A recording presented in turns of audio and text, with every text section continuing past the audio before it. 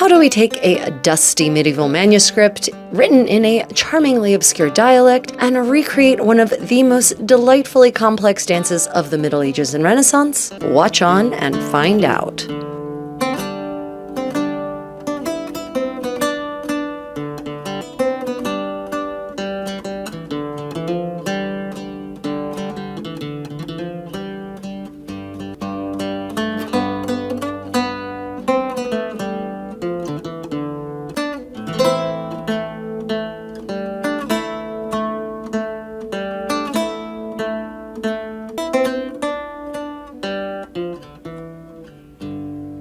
Every year, I spend 2 weeks frolicking medievally in Western Pennsylvania at a medievalist fair called Pensic. And a major part of my frolicking involves sharing the agony and the ecstasy of medieval and Renaissance dance with whomever cares to join me on my journey. But ever wonder, though, how we can possibly know how dance in a pre-video world looked and sounded? Then come along on my creative process and find out. Reconstructing a medieval dance is akin to preparing a recipe written in an antiquated form of a language, a recipe for a dish that you have never seen or eaten, and whose ingredients are wholly unfamiliar to you. What do each of the words actually mean? How much fundamental information is assumed to be common knowledge? How should it actually taste and feel and smell? People who reject medieval recipes will understand exactly whereof I speak. You see, like that hypothetical foreign recipe, medieval dance instructions assume a great deal of fundamental repertory experience on the part of the reader. These manuals assume, in essence, that you are a 15th century person who already knows the basics of this key societal activity. They do not waste precious parchment on crucial details such as how to precisely perform each step unit, how and where to place the weight on which part of your foot, etc. The earliest dance manuals are instead much more concerned with getting the author of the manual hired by the local prince as the court's dance master. They therefore read not like a prosaic set of instructions, but rather like a great Homeric ode declaiming the heavenly geometry and harmony that is Terpsichore's art, which leaves us modern medievalists with a great number of gaps to fill in. So, let me walk you through the process I used to reconstruct a dance called Tesara, an amazingly complex dance that I taught to 10 people and performed this past Pensic. In the first captivating chapter of this process, we discussed the source material for this dance, picked our way through setting up our metaphorical dance loom, and commenced with the basic weaving process. We are now moving on with our choose your own dance adventure to the next fork in our reconstruction road. Exciting, isn't it? Said no one about dance reconstruction ever. So let's move on to the next section, which reads in translation as follows. Then, the said four couples spread apart quickly with a ripresa and stop. Note that the men, those being the one who is in front and the one who is behind and who are facing each other, do 4 pive through the middle of the couples, changing places. And at the end of said measures, they do a mezzavolta on the right so that they are facing each other, and then they stop.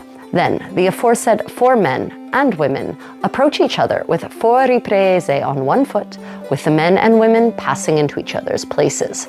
Note that the aforesaid men pass in front of the ladies, with the couples finding themselves side by side, but separated by 2 sideways paces, and they stop. The men then do 4 movimenti, and the ladies respond to them with another. And this section is performed twice.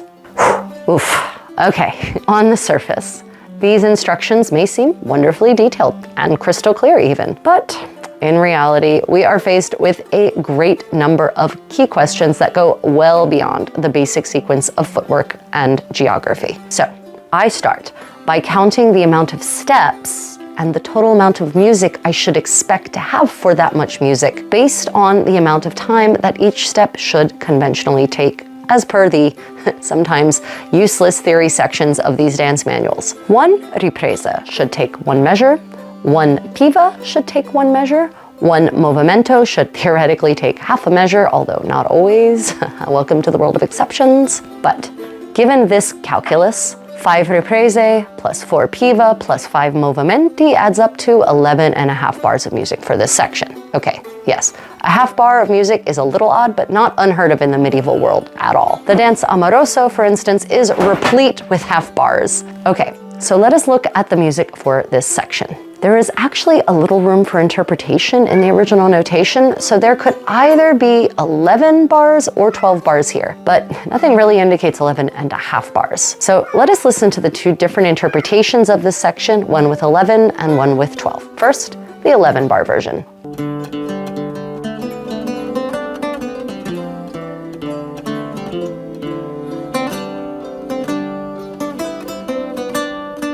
And now, the 12 bar version.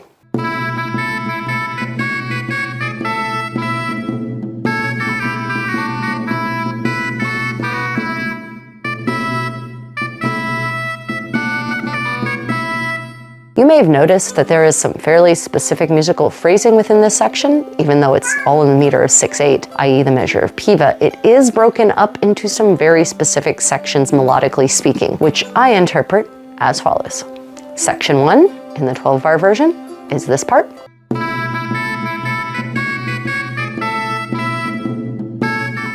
Section 2 is this part. And scintillating a section 3 is this one.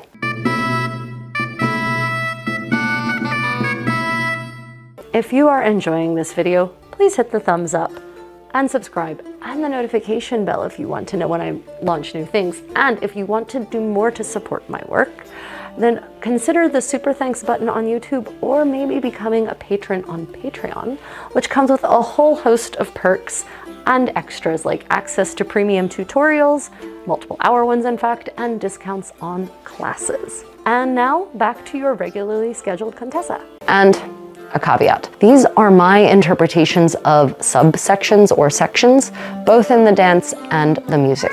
Yes, there are medieval and even Renaissance dance manuals, or especially Renaissance dance manuals, that visually indicate which steps correspond to which phrases of music by including the footwork in the musical notation. For instance, the 15th century Bastons manuals and later on Arbaux's Resurrect in 1589. However, the 15th century Italian sources plays zero value in providing those sorts of details. So questions of sections and subsections in both music and choreography can be left open to interpretation. Isn't that lovely? Okay, enough with the warning labels. Back to this section of the dance and its music. I myself am a huge proponent of moving to the music rather than artificially forcing a regular even breakdown over top of a very indicative melody. So the way the melody is phrased here in the 12 bar version, we have 3 sections of 4 bars of music. The dance choreography can also be easily interpreted to fit into that framework with only a little creative but not outlandish interpretation. So let's go back to the first 2 sentences of this section. Quote, "Then the 4 couples spread apart quickly with a ripresa and stop. Note that the men, those being the one who is in front and the one who is behind and who are facing each other, perform 4 measures of piva through the middle of the 4 couples, switching positions, and at the end of said measures, they perform a mezza volta on the right side, facing each other and stop." Although the footwork is clear, the timing of these 2 pieces of movement are not. And actually, the amount of footwork is not necessarily clear either. Some of the choices, dear adventurer, are: A. Have the couples spread apart separately with 1 ripresa each in sequence in 4 bars of music, and then have the shuttle switch places with their 4 pive, taking a total of 8 bars of music for the 2 separate subsequent movements happening back to back. B. Have the couples spread apart simultaneously first with just 1 ripresa, and then have the shuttle switch places with their 4 pive, taking a total of 5 bars of music for the 2 separate movements. Or D. Have all 4 couples spread apart simultaneously with 1 ripresa in 1 bar of music to make room down the center, while the shuttle switch places with their 4 pive, taking a total of 4 bars of music. Okay.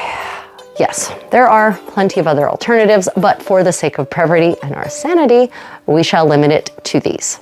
The first option, while potentially visually interesting, eats up 8 bars of our 12-bar phrase, leaving utterly insufficient music for the rest of this section. So that can't be right. Well, I mean, I guess it can, but it probably isn't right. Also, in other sections of this dance, when each person should individually perform a figure, it is indicated by enumerating the total number of those movements rather than as a lump sum. Here, 1 ripresa is indicated in the first subsection, not 4, whereas 4 are indicated later. Meanwhile, option C, with its required 5 bars of music, puts the dancers awkwardly dancing over the phrasing rather than with the phrasing. And I've tried it, and it breaks your brain if you try to do that. And moreover, I believe that music and feet should coordinate and not clash, which leaves us with option D. The couples scoot apart simultaneously with 1 ripresa, scoot is a very historical term, while the shuttles go through the center of the couples to switch places. Now, there are a couple more footwork and geography details to consider in this first subsection. And you thought we were done. Nay. 1. There is a fun little detail about the positioning of the shuttles at the outset of this subsection, to wit, quote, note that the men, those being the one who is in front and the one who is behind and who are facing each other, perform 4 measures of piva through the middle of the 4 couples. Which means that by this point in the dance, our shuttles should have gone from facing forward to the front shuttle facing down group. Curiously, there is no previous instruction for the lead shuttle to perform a mezza volta at the end of the opening saltarello section. It may seem a little strange, actually it is a little strange to include that information here as a way to indicate which 2 men to whom these instructions apply, because actually, if you remember, there's 6 men in the dance, so any 2 of those could hypothetically be the men. So, you know, it's the ends rather than the ones who comprise the couples.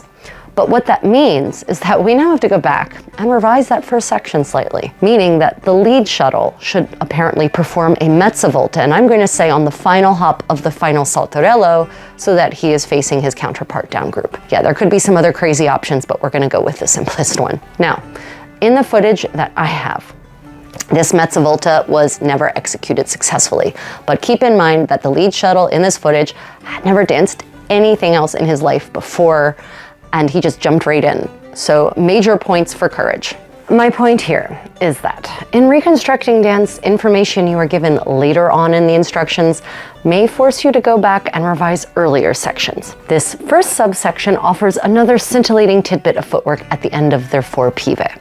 Quote, and at the end of the said measures, they perform a mezza volta on the right side, facing each other, and stop. Which means that they should perform a mezza volta, a half turn, on their right foot on the last step of their last piva, no extra music, so that they are facing one another at opposite ends of the set. Okay, with all that in mind, altogether, the whole dance looks like this thus far, more or less if you squint a bit.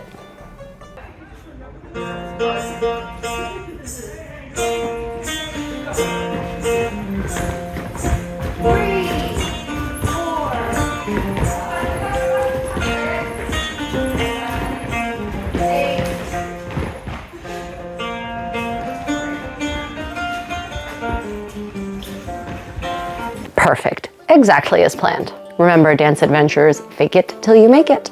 Well, that's part 2 done, until I examine it again next year and come up with different conclusions. Anywho, I bet you never realized just how many considerations are involved in interpreting ancient written dance instructions. So what are your thoughts on the process? Are there points I missed that you feel bear consideration? Well, stay tuned, dear viewer, for part 3 of our Choose Your Own Dance Adventure, where we will go full dance loom.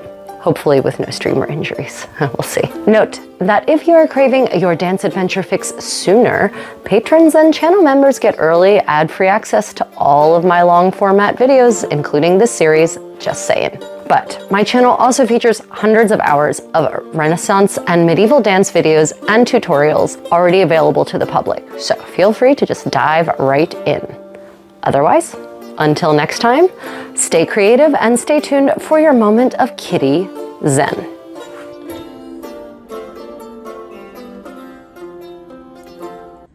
Baby.